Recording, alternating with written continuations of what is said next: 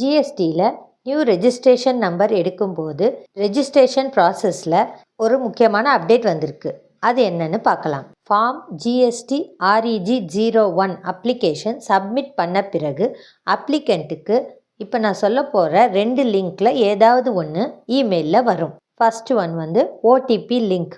OTP enter செய்கிற மாதிரி ஒரு லிங்க் வரும். ஓடிபி லிங்க் வந்துச்சுன்னா ஆதாரில் பயோமெட்ரிக்ஸ் எல்லாம் அப்டேட்டடாக கரெக்டாக இருக்குதுன்னு அர்த்தம்.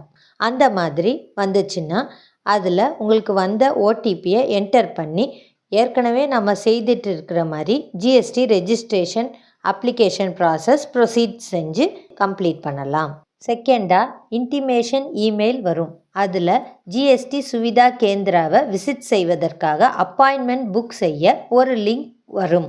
அந்த இன்டிமேஷன் இமெயிலில் அப்ளிகண்ட் எந்த ஜிஎஸ்டி சுவிதா கேந்திராவுக்கு போகணும், அது எந்த ஜூரிஸ்டிக்ஷனுக்கு கீழே வருது அப்படிங்கிற எல்லா டீட்டெயில்ஸும் அதில் இருக்கும். அங்கே போய் பயோமெட்ரிக் பேஸ்ட் ஆதார் ஆத்தென்டிகேஷனும் டாக்குமெண்ட் வெரிஃபிகேஷனும் செய்யணும். இன்டிமேஷன் இமெயிலில் மேக்ஸிமம் பெர்மிசபிள் பீரியட் அப்படின்னு அப்ளிகண்ட்டுக்கு எத்தனை நாளைக்குள்ள ஜிஎஸ்கேவை விசிட் செய்ய வேண்டும் அப்படின்னும் போட்டிருக்கும். அந்த டைமுக்குள்ள அப்பாயின்மெண்ட் புக் செய்து நேரில் போய் வெரிஃபிகேஷன் பண்ணி கொண்டு வர வேண்டும். இன்டிமேஷன் லிங்க் வழியாக ஜிஎஸ்கேயை விசிட் செய்வதற்காக அப்பாயின்மெண்ட் புக் செய்ய வேண்டும். அப்ளிகண்ட் அப்பாயின்மெண்ட் புக் செய்தவுடன் த அப்பாயின்மெண்ட் கன்ஃபர்மேஷன் இமெயில் அப்படின்னு அப்ளிகண்ட்டுக்கு வரும்.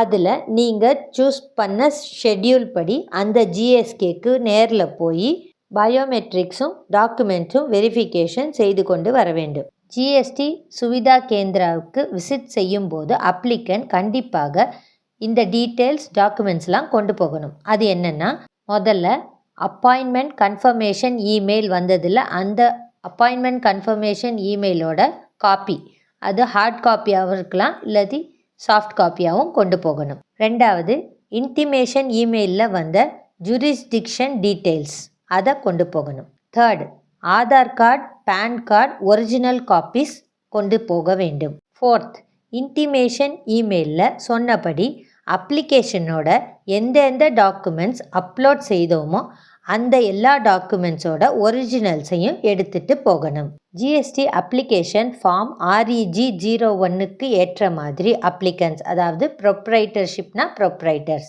பார்ட்னர்ஷிப்னா எல்லா பார்ட்னர்ஸ், ப்ரைமரி ஆத்தரைஸ் சிக்னேட்ரி, இப்படி எல்லாரோட பயோமெட்ரிக்ஸும் ஆத்தென்டிகேஷனும் பண்ணணும். டாக்குமெண்ட்ஸும் வெரிஃபிகேஷன் இந்த ஜிஎஸ்கேல செய்யப்படும். பயோமெட்ரிக் பேஸ்ட் ஆதார் ஆத்தென்டிகேஷன் அப்புறம் டாக்குமெண்ட் வெரிஃபிகேஷன் ரெண்டும் கம்ப்ளீட் ஆயிடுச்சுன்னா ஏஆர்என் ஜென்ரேட் ஆகிடும். ஜிஎஸ்டி ரெஜிஸ்ட்ரேஷன் சிம்பிளாக ஈஸியாக முடியணும்னா ஜிஎஸ்டி ரெஜிஸ்ட்ரேஷன் அப்ளை பண்ணுறதுக்கு முன்னாடியே ஃப்ரீயாக இருக்கும்போதே பேன் கார்டில் இருக்கிற மாதிரி கவர்மெண்ட் இ-சேவை மையத்துக்கு போய் ஆதார் கார்டில் name, spelling, initial, address, mobile number, mail ID, photo, biometrics எல்லாத்தையும் அப்டேட் செய்துட்டு வரணும். ஆதாரை அப்டேட் பண்ணிவிட்டு அதுக்கப்புறம் ஜிஎஸ்டி ரெஜிஸ்ட்ரேஷன் அப்ளை பண்ணிங்கன்னா ஈஸியாக குயிக்காக முடிஞ்சிடும். தேங்க்யூ.